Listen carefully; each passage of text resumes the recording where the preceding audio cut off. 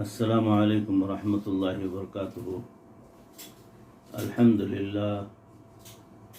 للہ وکفى وسلام علی عباده الذین اصطفى والتقى والعفاف والغنى اما بعد فقد قال الله تبارك وتعالى في القرآن المجيد والفرقان الحميد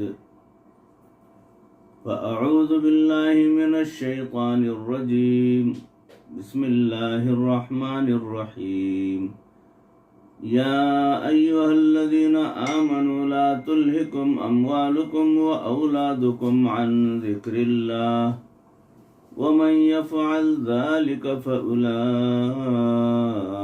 هم الخاسرون وقال تعالى في مقام آخر وما من دابة في الأرض إلا على الله رزقها صدق الله مولانا العظيم اللهم صل على سيدنا ومولانا محمد وبارك وسلم كما تحب وترضى عدد ما تحب وترضى۔ محترم مکرم ناظرین، حاضرین، سامعین، بھائیوں، بزرگوں اور دوستوں، معزز خواتین، ہماری ماں بہنوں، تصوف کے عنوان سے جو سلسلہ چل رہا ہے اس میں آج کا موضوع ہے رزق کی تقسیم۔ رزق اللہ رب العزت بندوں میں، اپنی مخلوق میں کس طرح تقسیم کرتے ہیں، اس سے متعلق کچھ باتیں آپ حضرات کی روبرو پیش کرنے کی کوشش کر رہا ہوں۔ ارشاد باری تعالی ہے یا ایھا الذین آمنوا لا تلہکم اموالکم واولادکم عن ذکر اللہ ومن یفعل ذلک فاولئک هم الخاسرون۔ ترجمہ ہے اے ایمان والو، تمہارا مال اور تمہاری اولاد کہیں تمہیں اللہ کی یاد سے غافل نہ کر دے، اور جن لوگوں نے ایسا کیا وہ خسارہ اٹھانے والے ہوں گے۔ اللہ تعالیٰ کی یاد میں دو چیزیں رکاوٹ بنتی ہیں، ایک مال اور دوسری چیز ہے اولاد۔ یہ دونوں چیزیں انسان کے رزق میں شامل ہیں۔ مال اللہ تعالیٰ کی نعمتوں میں سے ایک نعمت ہے، بشرطے کہ اس کا صحیح استعمال ہو اور صحیح استعمال کیا جائے، اور اگر اس کا استعمال ٹھیک نہ کیا گیا تو یہ مال انسان کے لیے وبال جان بن جاتا ہے۔ اس کی مثال چھری کی سی ہے۔ اگر ایک انسان چھری سے پھل اور سبزی کاٹے تو یہ بہت اچھی بات ہے، اور اگر وہ اسی چھری سے کسی انسان کا بازو کاٹ ڈالے تو یقیناً یہ بری بات ہے۔ یعنی چھری کا استعمال ہی اس کو اچھا یا برا بنا دیتا ہے۔ اسی طرح اگر مال کا استعمال اچھا ہوا تو یہ بہت اچھا ہوتا ہے، اور اگر اس کا استعمال برا ہوگا تو یہ مال بھی انسان کے لیے بہت برا ہو سکتا ہے۔ یہ ایک ایسی چیز ہے جس کے بغیر بھی انسان کا گزارا نہیں، اور اس کے ساتھ نباہ کرنا بھی آسان کام نہیں ہے۔ ہمارے مشائخ نے اس کی مثال پانی اور مرغابی کی سی دی ہے۔ مرغابی کی یہ صفت ہے کہ جب وہ پانی پر آ کر بیٹھتی ہے تو اسے اگر ذرا سا بھی خطرہ محسوس ہو کہ کوئی شکاری مجھے شکار کرنا چاہتا ہے تو وہ پانی کے اوپر سے ہی اڑ جاتی ہے۔ ایسا اس لیے ہوتا ہے کہ اس کے پر اتنے چکنے ہوتے ہیں کہ وہ پانی کے اندر بھی بھیگتے نہیں ہیں۔ اگر اس مرغابی کو پانی میں اچھی طرح ڈبو دیا جائے اور اس کے سارے پر بھیگ جائیں تو پھر اس کے لیے اڑنا مشکل ہو جاتا ہے۔ تو ہمارے مشائخ نے یہ فرمایا کہ اے انسان، تو مال کے ساتھ اس طرح تعلق رکھ جس طرح مرغابی پانی کے ساتھ تعلق رکھتی ہے۔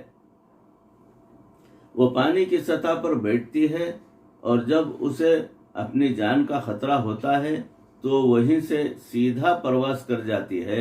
انسان کا مال کے ساتھ بھی تعلق ایسا ہی ہونا چاہیے کہ جب تک مال اس کی ضروریات کے تابع رہے اس وقت تک بہت اچھا ہے، اور اگر جہاں انسان یہ انسان کے من کو میلا کرنا شروع کر دے تو انسان اس کو چھوڑ کر سیدھا اللہ رب العزت کی طرف پرواز کر جائے، یعنی راغب ہو جائے، اللہ کی جانب راغب ہو جائے۔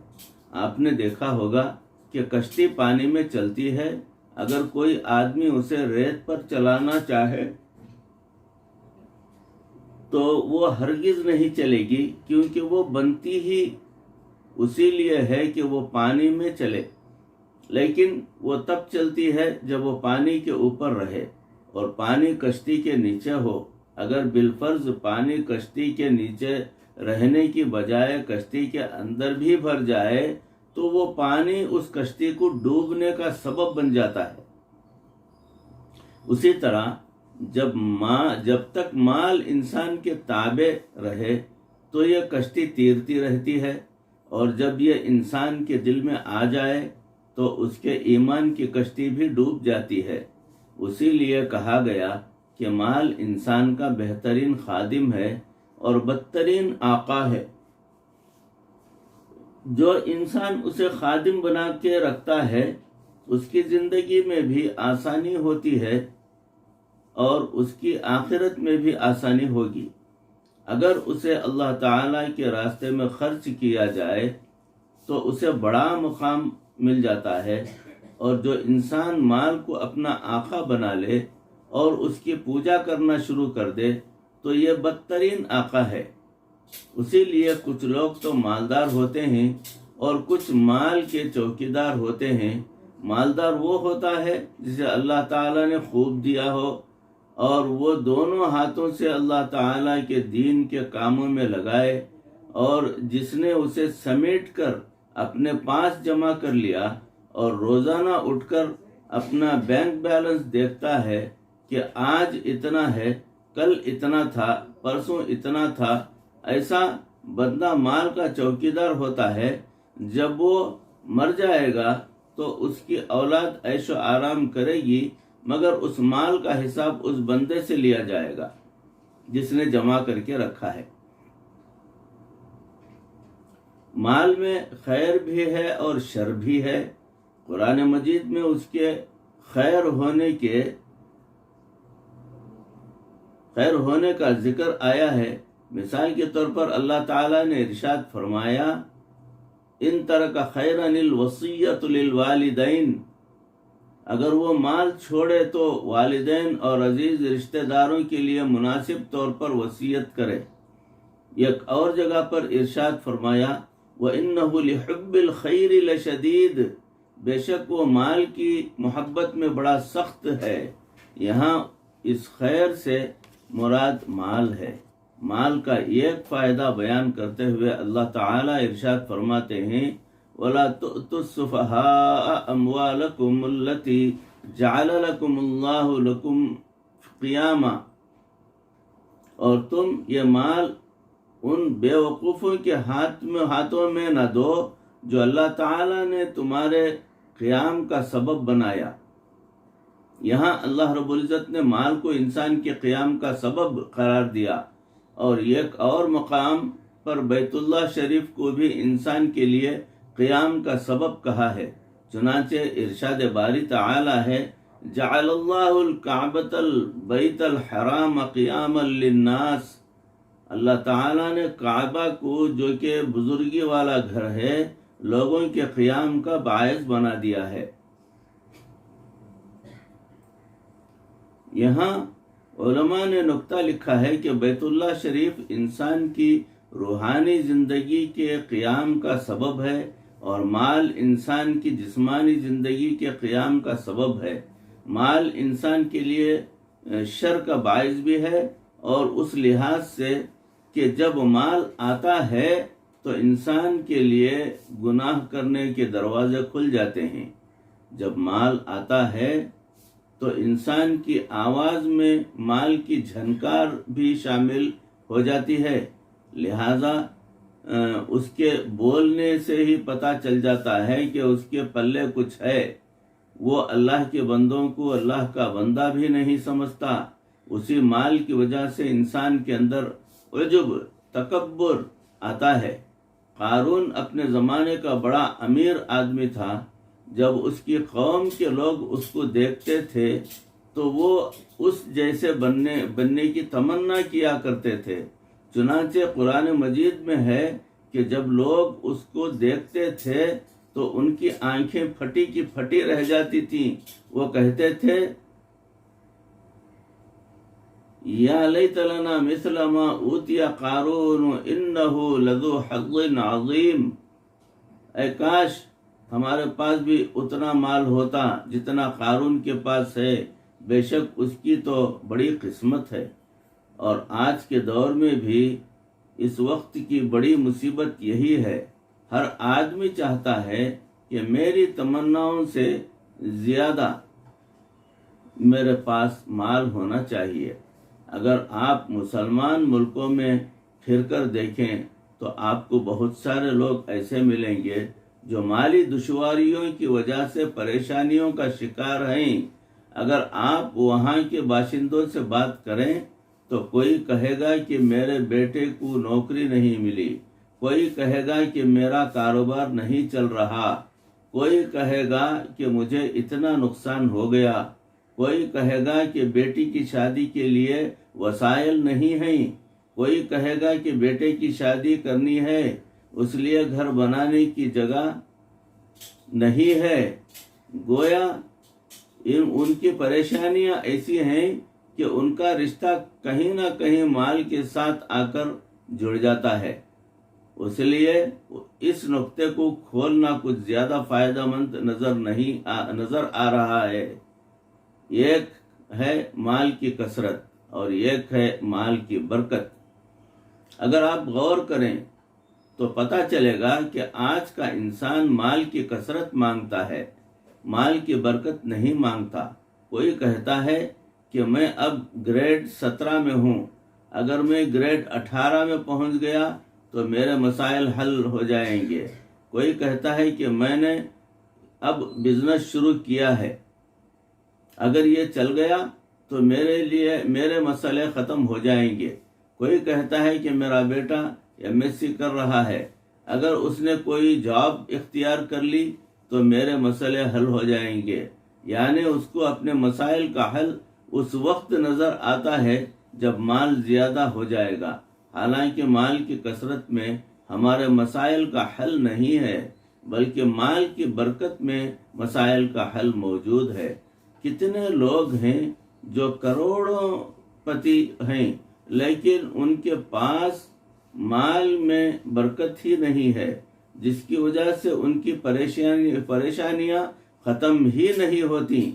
ہزاروں لوگ کارخانے دار ہیں، صنعت کار ہیں اور بزنس مین ہیں، لیکن دوسرا کوئی بندہ ان کی طرح پریشان نہیں ہوتا. اس عاجز کے پاس ٹیکسٹائل مل کے ایک جنرل مینیجر آئے. وہ 2 ملوں کے مینیجر تھے، ایک مل کے مینیجر بھی اس کے ماتحت تھے اور دوسری مل کے مینیجر بھی تقریباً 20 سال پہلے ان کی تنخواہ 1 لاکھ روپیہ تھی. آج کا لاکھ نہیں بلکہ 20 سال پہلے کا لاکھ. آج ڈالر کا ریٹ 60 روپے ہے یا 70 روپے ہے اور اس وقت ریٹ 18 روپے ہوتا تھا.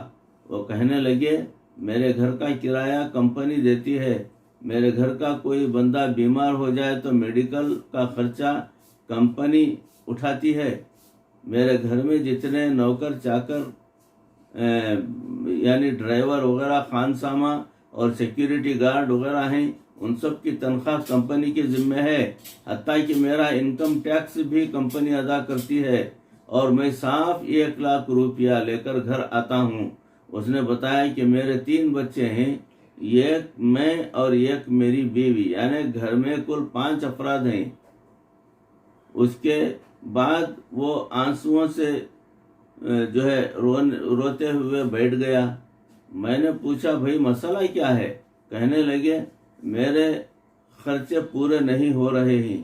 میں نے پوچھا اتنی معقول آمدنی کے باوجود آپ کے خرچے پورے نہیں ہوتے، آخر اس مصیبت کی وجہ کیا ہے؟ وہ کہنے لگے میں نے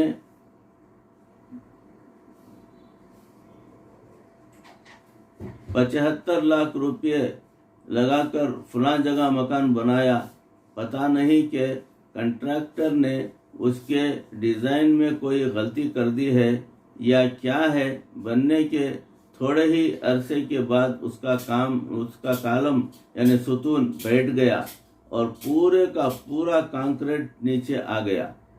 यूं 75 लाख रुपये गए। उसके अलावा 23 लाख रुपये की 0 मीटर गाड़ी खरीद कर लाया। एक जगह खड़ी करके बैंक के अंदर गया तो एक कार मोटरसाइकिल को बचाते हुए मेरी गाड़ी में इस तरह आकर लगी कि यह मुकम्मल तौर पर ज़ीरो हो गई। जब मैंने उसकी ये रुदात सुनी तो मुझे एहसास हुआ कि इंसान के मसाइल का हल माल की कसरत में नहीं बल्कि माल की बरकत में है।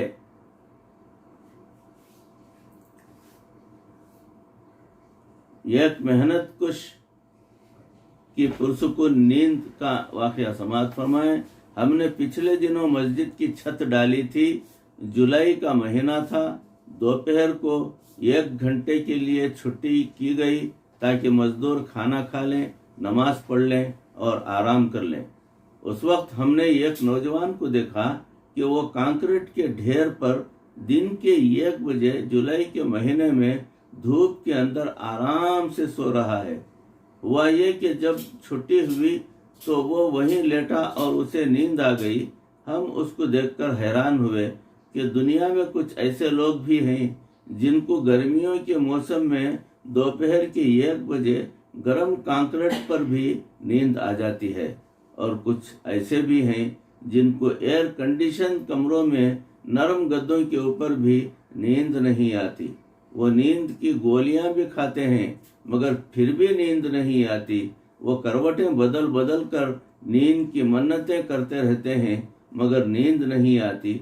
उसकी वजह यह होती है कि उनका मन परेशान होता है। अल्लाह ताला से माल में बरकत मांगने की ज़रूरत है। बरकत उसे कहते हैं कि इंसान के पास जितना माल हो वो उसकी ज़रूरियात के लिए काफ़ी हो जाए। ये दुआ बहुत कम लोग मांगते हैं कि अलबत्ता ये दुआ सब मांगते हैं कि माल ज़्यादा हो जाए, उसीलिए मसाइल हल नहीं होते। याद रखें कि अगर माल ज़्यादा हो तो उसमें बूए हलाकत है, और अगर माल कम हो तो उसमें बूए कुफ्र है, क्योंकि नबी सल्लल्लाहु अलैहि वसल्लम ने इरशाद फरमाया, कादल फ़क्र अन यकून कुफ्रा, करीब है कि तंग दस्ती तुम्हें कुफ्र तक पहुंचा दे। इसलिए कि जब खाने को कुछ नहीं मिलेगा, फाका होगा और बच्चों की ज़रूरियात पूरी नहीं होंगी तो फिर शिकवे की बातें ज़बान पर आ जाएंगी कि वो तो हमारी सुनता ही नहीं। अल्लाह ताला से इस तरह की शिकवे की बातें इंसान को कुफ्र तक पहुंचा देती हैं। इसलिए अगर ये ज़्यादा हो तो उसमें बूए हिलाकत है, और अगर कम हो तो उसमें बूए कुफ्र है। यही वजह है कि हमारे मशाइख ने फरमाया कि आज के दौर में माल इंसान के ईमान के लिए ढाल है। अलबत्ता उस माल को अल्लाह रब्बुल इज़्ज़त की रज़ा के लिए इस्तेमाल करना चाहिए ताकि इंसान की आखिरत संवर जाए। भाइयों, बुजुर्गों और दोस्तों, मुअज़्ज़िज़ ख़वातीन, हमारी माँ बहनों, मौजू चल रहा है रिस्क की तक़सीम के ताल्लुक़ से। इसी मौजू की अगली कड़ी इंशाअल्लाहुल अज़ीज़ अगली नशिस्त में आप हजरात के रूबरू पेश करने की कोशिश करूँगा। अल्लाह रब्बुल इज़्ज़त कही सुनी इन बातों को, इस आजिज़ को भी, आप तमाम को भी अमल करने की तौफ़ीक़ अता फरमाए। दुनिया और आखिरत बेहतर हो जाए। ईमान वाली ज़िंदगी और ईमान वाली मौत परवरदिगार नसीब फरमा दे। व आखिर दावाना अनिल हम्दुलिल्लाहि रब्बिल आलमीन। अस्सलामु अलैकुम व रहमतुल्लाहि व बरकातुहू।